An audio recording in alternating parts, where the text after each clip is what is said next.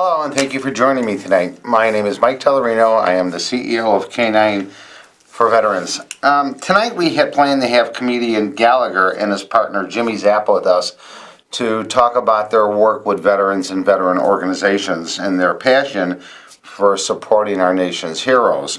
But due to some unforeseen circumstances, they weren't able to make it this evening. But I do have Jimmy Zappa on the line. Can you put Jimmy through, please? Jimmy, are you there? Hi, Mike. How are you? Good, sir. Yourself? Good. Good. We're disappointed that you and Gallagher weren't able to make it this evening. Tell us a little bit about what you and Jimmy do to support our veterans. Yeah. First of all, let me apologize. But some things came up with Gallagher at the last minute, some personal family business. But he's serious about supporting the veterans, as am I, because you know I wrote the song God Bless America and all the soldiers in the USA. So I'm very serious about it, and so is Gallagher, as I said. So with that being said, he's beside himself. He couldn't make it. It was his idea, remember, to put this together anyhow. When I spoke with him, he was very excited about coming in. Yeah, I told him I was going to be working with you guys, and I've been working with Gallagher for the last 4 years now. Right. So I told him I was going to be working with you guys, and he didn't even ask. He invited himself in. Okay, I'm doing the gig with you. And then I said, well, they want to get us on TV, too. It's, local TV, Chicago. Yeah. It's not broadcast TV, So I thought that would be beneath him. Oh, no, not at all. He wanted right on. So he apologizes, and he will be in town here for sure around the 11th. So we'll get him on the 11th, positively. Well, we're looking forward to having him and you at our event on May 11th, which I'm going to switch over to the overhead camera. And if people would like more information about the memorial dedication that we're doing, they can go to the website, the letter K, the number 9, the letter S, the letter D.org, and click on the link, the memorial. And it'll give you a complete description of what we're doing and why we're doing it. Jimmy, I want to thank you for calling in tonight. Tell Gallagher that we're excited about having you, and especially you performing that song that you wrote. It's an awesome song. I just want to thank both of you guys for, supporting our memorial dedication for our veterans who lost the battle of the PTSD, and look forward to seeing you and Jimmy both, you and Gallagher both. It's definitely our pleasure and my pleasure too, as you know how I feel about the veterans. Right. So everything's going to be good. Gallagher will be here shortly, and then we'll be in to see you. But we're dying to work with you guys. Great. Looking forward to it, Jimmy. You take care, and we'll talk soon. Thank you so much. Thank you so much, and have a good night. God you bless too, sir. Thank you. And all the soldiers in the U.S. Okay, tonight we a couple weeks ago we were discussing Navy SEAL Edward Gallagher, and he's being charged with murder and misconduct and just a slew of other charges. Tonight we have John Jans and also Jillian Jans. I'm trying to get a perspective, John. Now, you've had how many deployments? I only got one. Okay, but you were in a hot zone. Yes. So I had one deployment to a pretty rough area, and as a perspective, my perspective, he made a judgment call. And whether any of the allegations, he's got a couple of allegations against him. One, he was shooting a sniper rifle at individuals. One where he stabbed an ISIS detainee, and if we weren't there, we're not. Who are we to armchair quarterback? Yeah, it's this individual's actions. John, I've never been in combat like that. I don't think many people have. Oh, it's good times. Yeah. What's like 2% of the population, something like that? I don't know. The United States. Okay, so they can train you for being in combat and what it's going to be like. But right, exactly. But I guess the point I'm trying to make, until you actually been in a combat situation and you're being fired upon, you're fighting back. I mean, there's a lot of judgment calls there. Think of like boxing. think of it like boxing. You can go to the gym all you want. You can hit the bags. You can hit the gloves. You can put in the work. But until you get in the ring against somebody, and you get hit for the first time, you go, oh crap, this is different than what I'm used to. You know, you're not really Boxing. right? You're not boxing. You're just training. And once you do start boxing, you'll see it's a whole different game. A lot of your training for those first few fights will go right out the window. Right. And you're running on pure emotion, adrenaline, and Reflexes. and reactions. fear. Yeah. So, I mean, there's really no way they can train you to be what it's going to be like to be in a combat situation. For most of the military, no. The special forces guys, the operators, the go-tos, they have different training than the rest of the military. The Marine Corps' MARSOC or SOCOM team, Raiders. who are now called the Raiders, their annual budget, they spend more on ammunition for their one unit of like 2,000 individuals than they do on ammunition for the rest of the entire Marine Corps. These guys shoot, move, and communicate all day, every day. And they're allowed to do it in a different sort of fashion than we are. They train to go in civilian clothes to the range and shoot. Some ranges are crazy enough that you'll be standing, from what I've seen, there's individuals standing downrange next to a target, and the target's getting shot at. So though they're not getting shot or shot at, the target next to them is, and They're trying to. But that's pretty about crazy. as close as you're going Right. to get to actually being. They're trying to train Yes, for every possible scenario, but at the same time, even they themselves know better than probably anybody else that. But this guy's done. You can't prepare yourself until you are actually in that situation. And this guy, from what I understand, John, has done 8 deployments. 8 deployments that we Is know that of. unusual? Not for the operators, Special forces. not for those guys. No, that's he's been in for 19 years. We've been at war for how many? 2001. Too many. Like we've been at More war for than like enough. 19 years, and it's usually like for the Marine Corps, it's a 7-month long deployment and 6 months of buildup. That doesn't make sense. It's 5 months of buildup and 7-month deployment. Right. So when you're not deployed, you're back home training, and How many times are you supposed to max, let's say, hypothetically, do a deployment Do they have a cycle? limit on Right. that? I mean, There how many is a deployments you system can serve? set up for the operators. It's something like you have one deployment. There's a rotation. It's deployment. Then you go back to a training. Then some schoolhouse you have to be a trainer at. So you go from training you go to from trainer. training to instructor to deploying, and there's little rest cycles thrown in there, but they are constantly And they're pretty much like life yes and no. There's or full career, I mean, for that matter. the full career guys are hard to come by, the ones that are in there for a long time, just because it's so physically, mentally demanding. But what about They get out, and the pay also. But I mean, he was in for what did you say? 19. 19. 19 years, yeah. So that's And a abnormal. distinguished record.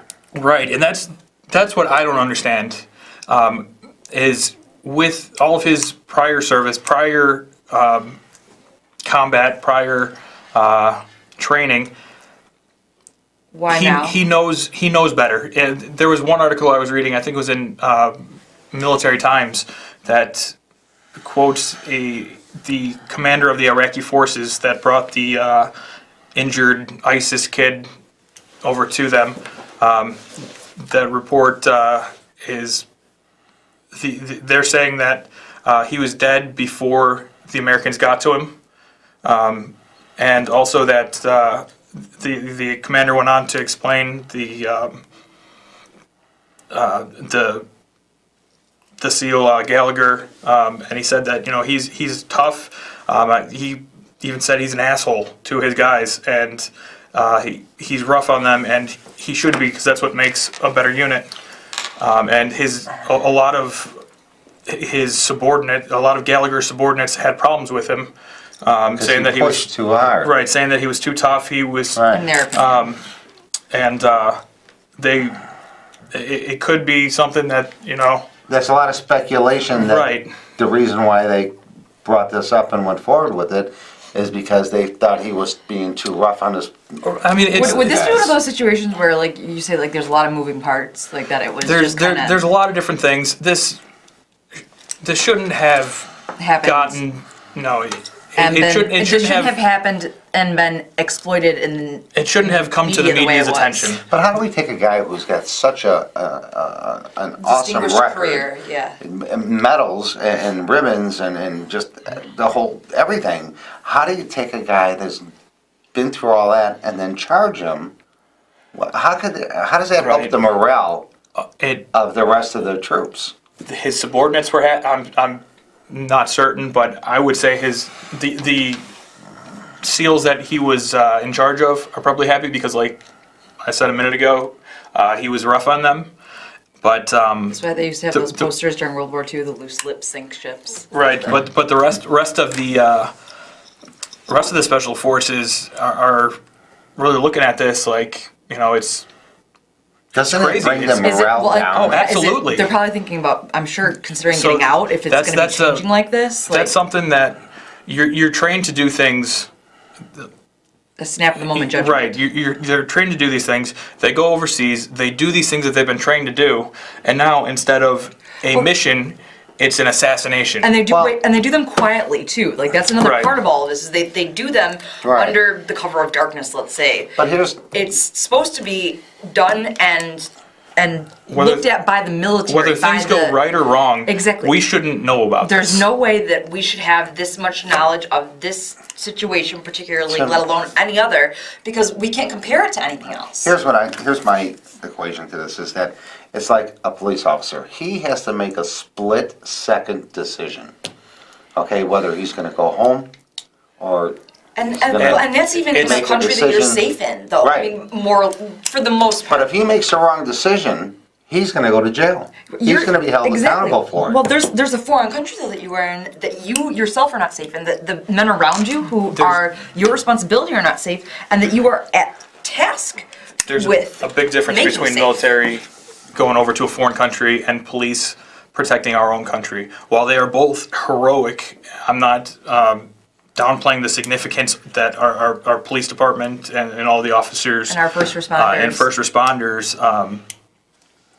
But I are guess due, I'm saying it's a judgment call. it's a judgment call, but it's a different. It's an extreme It's version of completely that. different, where an officer might roll through a suspected. Let's hypothetically, they're going into a drug house where they know there's going to be weapons, drugs, people.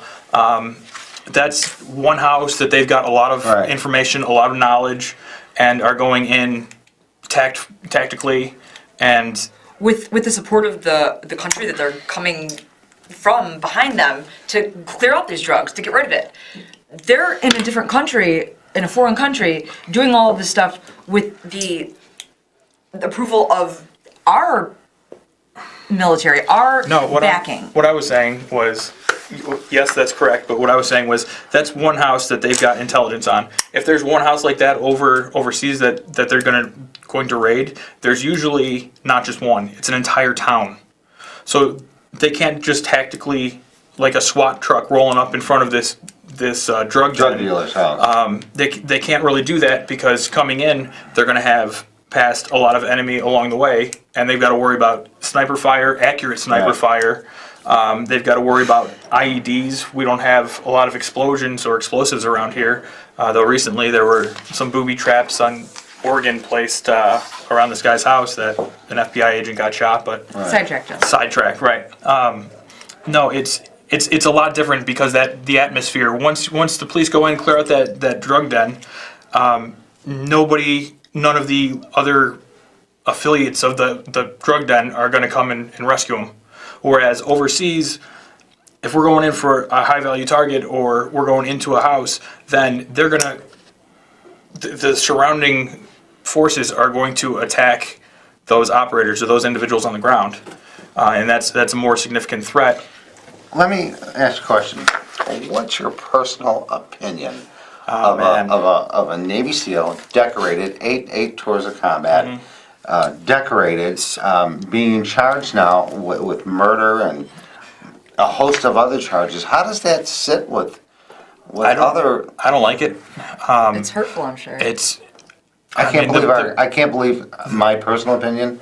I just can't believe it's actually happening. Well, once it got leaked, the military had to do something, because these are our special forces that we have all over the world, and it looks like the way it's being reported, they're running around They're being released to just do uncontrolled, whatever. There has to be. and there's no accountability for them. There has to be rules of combat. I get it. And there are, but this makes the entire world Aware privy of- to the knowledge that there's no accountability, or these guys are murdering people. Hey, my country doesn't They're want you here running anymore. rogue. Right. Right. So that's a huge. And it's I feel like Huge it's also problem. shifting focus probably from things that we should be probably in their special forces focused on. When you trained for this before you went over, do they have mock situations like this? Sort of. What do they teach you So about this? I remember in some of our build-ups, they have these fake mortar rounds. So think of it like a little grenade that they pull the pin, they drop it, and it makes a whistling sound like an incoming mortar, and then it explodes. Anybody within the kill and casualty radius of that mortar, that simulated round, has to lay down like they're a casualty, like they were injured by it. And then we have to go from there, and we would medevac or assess, or Yeah, the situation is it. we'd have to play as if they were actually injured. So yes, there's sort of training for it, but in the Heat of the moment. no, in the combat situation, it's a lot different, and there's some the special forces, man. Those guys are crazy, and so is the training. Right. In the best way possible. It means that in the best way possible. Their medical training, some of the things, I don't know if they're still doing it, because some people got really mad about it. But at the beginning of one of their schools, they were given a little piglet, and they would have to keep this pig as a pet. They'd feed it, they'd water it, they'd take it out, it would sleep with them. It was their complete responsibility while they were learning all of this medical knowledge. 3 or 4 months later, after this, for the final exercise, they would have to bring their pet that they've had nurtured, cared for the last 4 months. They bring it outside, and one of the instructors would stab the pig. Yeah. And they'd say, "Fix it." And that individual that has cared for this little thing and now starts to love it has to look at his little friend down there laying and bleeding out, and he has to get in there and fix it. And they do that, and once that's fixed, the instructor shoots it. Not a kill shot, not a kill shot, but a wounding shot. So that it's, again, in combat, if you're hit, you go down, it's very possible that you're going to get shot again. So secondary trauma. So as soon as they finish it, they're like, all right, I got we got you safe, buddy. Boom, another injury, a different type of injury. Against that. A different type of injury, though, between a stabbing and a bullet shot, or a bullet, and they do the best to repair it, and then finally the instructor will execute the pig, and they say try and save it. Now, But that's their training for these types of combat situations. Jill, let me ask you a question. You married to John. You love him. Yeah, most days. Did you ever stop and think when John was in combat, maybe he did some things that you were concerned with, Are not speakable, you'd say? Like, did that ever? I'm not going to say that when I was 18, 19, when he was actually deployed, that I was at all aware of the reality of his situation. Like, I had no concept of anybody outside of myself. I was an 18-year-old girl. Like, that was my world, and like, he was a world away in every sense of that definition. However, now I know a lot more, and I've I've learned a lot more, and I've just experienced a lot more when it comes to his world and the things that he's been through and lived through. And I wouldn't say that there's anything that he's done, would do, or could do that would ever be something that I would not understand, that he could make that decision in that situation for the correct reasons and with the best judgment and intentions behind him. What do you think Gallagher's wife is going through right now? I think that she is devastated. I think that she's Poor woman. betrayed. I mean, I think that she's the country that confused. I mean, she's got to, in one sense, she's got to despise the country because of the betrayal to him and her family and the values and everything they stand for. But then at the same time, she's got to be mad at him. Like, let's be real. Like, why would she she's be his mad boss. at him? Because there's a part of her For a that judgment has call that there's a nobody part of knows her about? that's mad at her that's mad at him for getting into the military. There's a part of Okay, her that's that- mad at him because he went on that extra deployment. There's a part of her that's mad at him because he made whatever choices that he made, because she needs to be mad at somebody. And they're keeping her away from him right now, and maybe the part of her that has learned how to adapt and overcome over the years has realized that it's easier to be mad at somebody who's not there while they're not there. You know, we all have our opinions, okay, and we're all entitled to our opinions, whether we believe he was innocent or whether he's guilty. But like John said, I don't believe that this needs to be There's in the media. right. It doesn't need none of what our special forces, especially, but a lot of our operations should not be publicized. Publicized, right. At least in real time. Look at the invasion of Fallujah back in, what was it, 2003? A lot of insurgents saw that we were attacking the city or going to attack the city through CNN or Fox News or Right. whatever, and they got the hell out. Yeah. And they left Fallujah and they went to Ramadi, and that's Where John went. that's where I had to go and clear out these guys, where we had a huge, large-scale attack planned here. We could have, really Yeah. devastated a lot of them, because it was publicized. Because loose lips sink ships. That's what I Loose told you. lips sink ships. That's But true. his poor family, they've gone through so much. It's not just He's got 2 kids. Three kids. three kids. Three kids, right, I'm It's sorry. not just the individual that's doing these deployments by himself. Should there be a limit on the number of deployments you should do? And- You've served, you've been in Wait, a hot zone. can I just really say that she's not mad at him though? Like I really understand that. I want to clarify that. Oh, no, The no, not spouses out there. personally for like doing- just all the things that she'd be mad at. Those are the possibilities. Right. And I'm sure that she loves him with every fiber of her being because look, she's right there next to him. Every deployment is different. Should there be a limit on the number of No, deployments? every deployment don't- is different. I think so. Every deployment is different. I do too. So, Yeah. well, look at I was not around for the second deployment back to Ramadi that my unit did. They went back almost a year to the day, and streets that have the name of Firecracker, Ambush Alley, all of these places where we have That were deadly. our fellow Marines bled out, and we couldn't so much as drive a vehicle by without taking shots. You could take your gear off in the middle of the street, sit down and have a picnic. Because how safe that they made it. Because of how safe that city was. Now, what about though after what was it, 10, 15 years? Like wasn't it back to I don't know about that. I'm saying I'm rereading that. That's what right. I'm saying the 2 deployments Between that 1 year? Right. That my guys went on. That I know my cohort, my fellow Marines went Right. on. That I went to boot camp with.